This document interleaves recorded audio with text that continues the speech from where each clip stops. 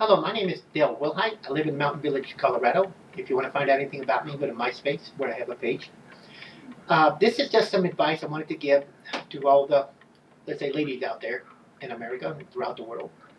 That there are some things that you need to stop doing and you need to pay attention to and to avoid if you're going to have at least a relationship that's worthwhile. The first thing every woman should know is don't date a guy, and certainly don't marry a guy that has a violent temper, because eventually he's going to turn on you, and it may cost you your life. I don't have to tell any woman in America or in the West about domestic violence, how bad it is. And a lot of it is due to the fact that women in general are not acting very intelligent when it comes to dating. They continue to go after men who have violent tempers, uh, some who are lazy, some who are just thieves, some who are just absolutely no good, and some who just can't contain themselves. You need to stop that, and you need to do better than that. And because you can do better. I don't care who you are. I don't care what you look like. You can do better. You only get one chance in life. Don't waste your time with somebody that has a violent temper, because it could cost you your life. Another thing women need to stop doing is stop allowing guys to refer to women, let's say, who are considered sexually immoral or active, as harlots and whores and things like that. You have to remember that when we men say that, and I used to say it as a kid, it's meant to be derogatory. It's meant to be judgmental. It's meant to be insulting. Well, here's a newsflash. We men, by large, are far more sexually immoral, you might say, than most women are. The only reason why we don't, I don't know why we don't get tagged with names like that, similar to it. I don't know. But the point of it is that the only thing that keeps most men contained is when women say no. If you don't say no, most even conservative men, men who say they're moral, would not contain themselves. That's the only thing keeping men from acting like animals sometimes. So I think it's really derogatory for women to allow anybody, especially someone they're dating or married to refer to women as whores and harlots and things like that. That's just like using the N word when referring to black people. It's really not a word that's necessary. The other thing I wanted to say, now this is a little bit more on the X-rated side, you might say. When you're dating a guy, you need to find out if he's addicted to pornography. Um, does he go to these strip clubs? Because, when you're dating or you're married, you're supposed to be number one. And if he's going to lust after anybody, it better be you. But when he's looking at pornography, going to strip clubs, going to X-rated movies, you're not number one anymore. His mind and heart's going somewhere else. Of course, there are women that do the same thing sometimes, but not anywhere close to what men do. And another thing women need to understand about men, or need to test a man about, is to make sure that he can sexually contain himself for a long period of time. And that includes not touching himself either. I know that's a very personal thing. Some women think a guy should do it, and most don't. But the point of it is, you need to know, because if you don't, he may be an addict.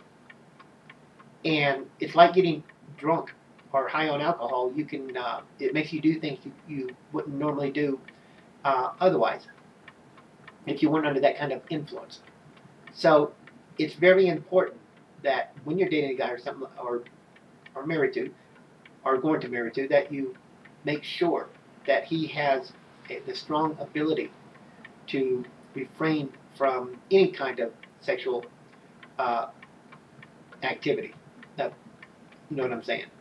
Because in my lifetime, I've met a few women who have to divorce their husbands because they're so addicted to things like that they can't function very well, and their marriage is just a sham. You have to know that he can contain himself. You have to know that he's not addicted to pornography or going to strip clubs, because you're not number one if he is. And again, you allowed it. You should have talked to him before that, learned all about him before that, before you made a commitment. Because if you're not number one, you're in trouble. Other thing to remember about a relationship is, and I'm not pretending to be an expert, I'm just giving you some lifetime experiences. But the number one thing, not number one thing, but one thing that's very important about a relationship is that each man and woman who are dating or married are supposed to be each other's best friends. And when I'm talking about dating, I'm talking about being engaged. You're supposed to be each other's best friend. That's what a relationship really is. It's two people helping each other make it through this world. And it's a rough world out there, and it's going to get rougher as we head into an apocalyptic age that's coming up. And it will both be economic and it'll be nuclear, unlike anything the world has ever seen. And it's very important for men and women today to get together and to have a solid relationship in which they are one. That means they can feel each other's pains. If he can't feel your pain, there's something wrong. And if you can't feel his pain, there's something wrong with you. Now, that may not come at first when you're dating, but by the time you get married, you need to be able to feel each other's pain, or you're in trouble. Another thing you might look into when you're dating a guy is he a baby maker? Does he get a kick out of making unwanted babies? There are a few men out there that do that. Might be more than just a few, actually. I've known a few who get their kicks out of that. They just get a kick out of knocking some woman up, and then they take off. And the judge can make them pay up, but that most of the time these guys don't have any money to pay up with. It doesn't hurt to ask him if he ever laid with a prostitute. That's, again, a crime. That's why you have a right to know. And ask him if he's pro-life or pro-choice, because if he's pro-choice, you get pregnant by him, single or married to him, and he wants you to have an abortion and you decide not to or don't believe in it, he may kill you. Homicide is the number one killer of pregnant women. And it's usually some boyfriend that doesn't want to have to put up with alimony or child support payments, and possibly alimony. Probably just child support, I believe. They don't want to have to do that. So will just kill the woman they impregnated. That shows you how much regard they have of human life, and that's how much regard they have of women in general.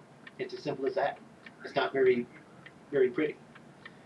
But all I'm simply trying to say through all this is that you need to really investigate. You need to take your time and make sure that you're dating a guy that's going to be your life partner. And you just have to come up with small tests. And he may test you a little bit. But the whole idea of a relationship is to become one. To become each other's best friends. Nothing less. And that's what this is all about. I just do not understand to this very day why, even here in Telluride, Mountain Village, in San Miguel County, Colorado, when I lived in Alabama, Hawaii, Vegas, I just see domestic violence every time I turn around. It's everywhere. And these women that are the victims of it, these are not stupid women, they're intelligent. But yet, they still can't seem to get away from these type of guys that have a violent temper. And you need to do your part and put a stop to it by getting rid of these type of guys and go out and find you someone that will treat you the way you want to be treated. Now, if you like to be beat up and stuff, then, that's your business. But I don't think most women like that at all. And so I don't understand why do you continue to do that. Stop it. You're better than that. As I've said to many people before, if I had a violent temper and I took violence out on a girlfriend, or if I was married, and she stayed with me, well, I can tell you from a male point of view, I think she's stupid. And I actually have no respect for her. Because she thinks that I'm worth it. I'm not worth it. I may think I'm worth it. There's a lot of guys out there may think they're worth it, but they're not. So women of this in America and throughout this world need to wise up. You're very intelligent. You've proven you're as intelligent as any man. Most women, that is, it evens out pretty much. Start acting like it. But when you continue finding, dating, and marrying these violent losers, you're just asking for it. You don't need them. You need a true lover. And that's the kind of man that every woman should be after. But we still live in a society throughout the world where they can't stop going after these idiots. And the murder rate just keeps going up. And the homicides for pregnant women and for women caught in domestic violence, it just never ends. You've got to do your part and say, screw these guys. I'm better than that. And I can find someone better than this. You can't. Thanks for your time, and I'm sorry I couldn't go into more detail, but I'm just sick and tired of all the domestic violence, and I'm sick and tired of watching women ruin their lives, by dating these idiots and these violent thugs and men who won't put them number one. Instead they get their kicked out of pornography or strip clubs or other things. You are number one. He must make you number one. You're number one with him. Live together. Help each other out. And just try to help each other make it through this world. You can't ask for anything more than that. Thanks for your time. Bye.